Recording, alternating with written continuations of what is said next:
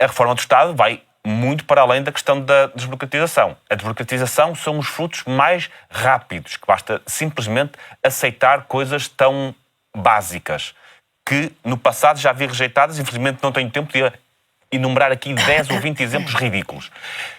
Mas passa por mais do que isso. Passa também pela própria organização do Estado.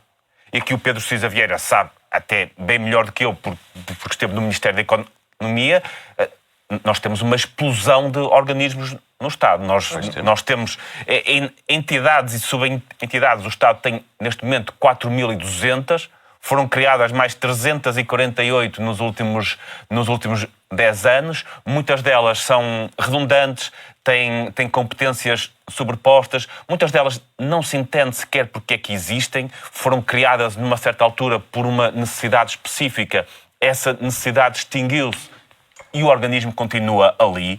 Eu lembro-me de um episódio que eu acho que é marcante quanto a mim. Numa audição na altura ministra Ana Abrunhosa, que é uma pessoa bastante honesta na forma como responde, em que falávamos na delegação de competências do Estado Central para as autarquias.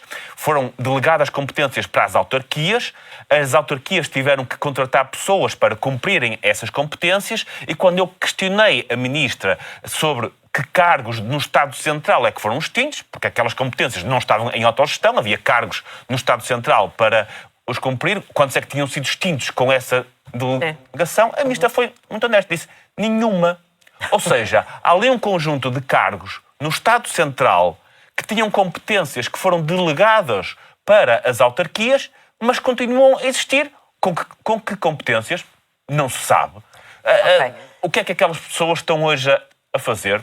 Não sabemos. Sabemos é que estão lá porque o Estado é incapaz de se reformar, de extinguir organismos, e aqui o PS e o PSD têm grandes responsabilidades. Porque muitas vezes, nesses organismos, nessas entidades, estão pessoas... Vou só acabar. Estão pessoas que foram nomeadas pelos partidos, e por isso é que extinguir estas entidades e estas subentidades muitas vezes é muito complicado. Um ano e um mês. Diga, Maria João. Não, estava a dizer ao Carlos que não se pode, e ouvindo o Pedro Cisa Vieira, que fala muito bem, tem uma retórica convincente e enérgica. Não, isto por isso não é que o convidamos. Por isso é que o convidamos. Mas o Pedro fala como se o saldo de 8 anos tivesse tido avanços consideráveis e com considerável consequência na vida dos portugueses e de Portugal. E se fossem comparáveis, deixe-me só terminar, e se fossem comparáveis com 10 meses ou 11 que houve do primeiro governo de Luís Montenegro e 24 horas deste segundo.